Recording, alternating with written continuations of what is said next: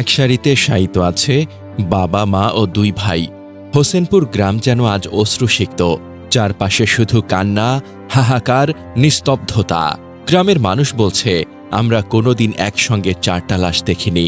শুক্রবার রাত 11টার দিকে জেলার বরুড়া উপজেলার কয়েলগাছা ইউনিয়নের হোসেনপুর ব্যাপারী বাড়ির পারিবারিক কবরস্থানে পাশাপাশি শায়িত করা হয় ওমর আলী, তার স্ত্রী ও দুই ছেলেকে।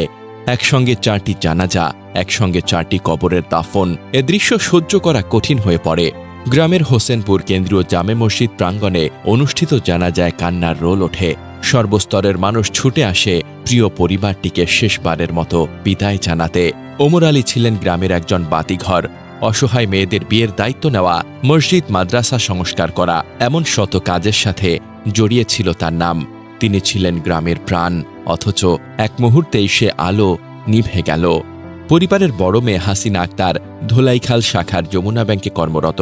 ছোট মেয়ে রোকসানা আক্তার বিথি চাকরি করেন ডাচবাংলা ব্যাংকের শ্যামলী শাখায়। দুই মেয়ে বেঁচে গেলেও তাদের চোখে আজ শুধু অশ্রু আর শূন্যতা। তারা এখনো বিশ্বাস করতে পারছে না বাবা মা আর ভাইদের তারা একসাথে হারিয়েছে। নিহত বড় ছেলে আবুল হাশেম স্বপন ছিলেন ব্যাংক এশিয়ার মিরপুর রূপনগর ব্রাঞ্চের ম্যানেজার। নিজের ফ্ল্যাটে স্ত্রী ও দুই সন্তান নিয়ে থাকতেন। শান্ত, সৌম্য, দায়িত্বশীল মানুষ হিসেবে পরিচিত ছিলেন তিনি। গাড়ির চালকের আসনে বসেই জীবনের শেষ যাত্রা হয়েছিল তার। ছোট ছেলে আবুল কাশেম মামুনও রাজধানীর মানিকনগর এলাকায় থাকতেন। একটি বেসরকারি প্রতিষ্ঠানে চাকরি করতেন। সেও দুই সন্তানের জনক। স্বজনরা ময়নামতি হাইওয়ে থানায় মরদেহ নিতে এসে ভেঙে পড়েন। নিহত ওমর আলীর বড় মেয়ের স্বামী দেলোয়ার হোসেন কান্নাজড়িত কণ্ঠে বলেন, এই পরিবারটা ছিল শিক্ষিত, সম্মানিত, সমাজসেবামূলক, অথচ তাদের লাশ নিতে হলো একসাথে। এটা আমরা কোনোভাবেই মেনে নিতে পারছি না। ওমর আলীর চাচাতো ভাই সাব্বির হোসেন সুমনও হাহাকার করে বলেন, আমাদের চোখের সামনে পুরো একটি পরিবার শেষ হয়ে গেল। এ মৃত্যু মেনে নেওয়া যায় না, যেন একসাথে আমাদের বুকের ভেতর থেকে আলো কেড়ে নেওয়া হলো। পুরো হোসেনপুর গ্রামটাই কাঁদছে। যে পরিবার গ্রামের জন্য গর্বের ছিল, আজ তারা শুধু স্মৃতিতে। মানুষজন বলছে, তাদের মৃত্যু শুধু একটি পরিবারের নয়, পুরো গ্রামের অপূরণীয় ক্ষতি। যে মানুষটি অসহায় মেয়ের বিয়ে দিতেন, যে পরিবার সমাজে আলোর দিশা দেখাতো, আজ সেই পরিবার একসাথে কবরের অন্ধকারে শায়িত।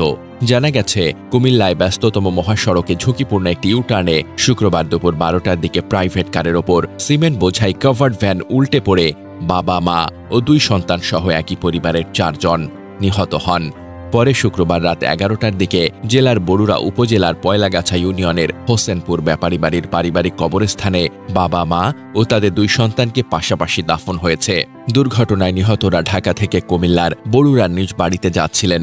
নিহত ওমর আলী এবং নূরজাহান বেগম বরুড়ার নিজ বাড়িতেই বসবাস করতেন। মাঝে মধ্যে চিকিৎসার জন্য তারা রাজধানীতে ছেলে মেয়েদের কাছে যেতেন। মাস দুয়েক আগে ওমর আলী চিকিৎসার জন্য ঢাকায় বড় ছেলের বাসায় যান। সুস্থ হয়ে শুক্রবার ওমর আলীকে নিয়ে গ্রামের বাড়িতে যাচ্ছিলেন তাদের দুই ছেলে। পথিমধ্যে ভয়াবহ দুর্ঘটনার কবলে পড়ে প্রাণ হারান সবাই। তবে নিহত দুই ছেলে আবুল হাশেম স্বপন ও আবুল কাশেম মামুনের সন্তানরা আজ এতিম হয়ে গেল। যাদের হাত ধরে তারা স্কুলে যাচ্ছিল, যাদের স্নেহে তারা বড় হচ্ছিল, সেই বাবা নামের বটগাছগুলো একসাথে ভেঙে পড়ল।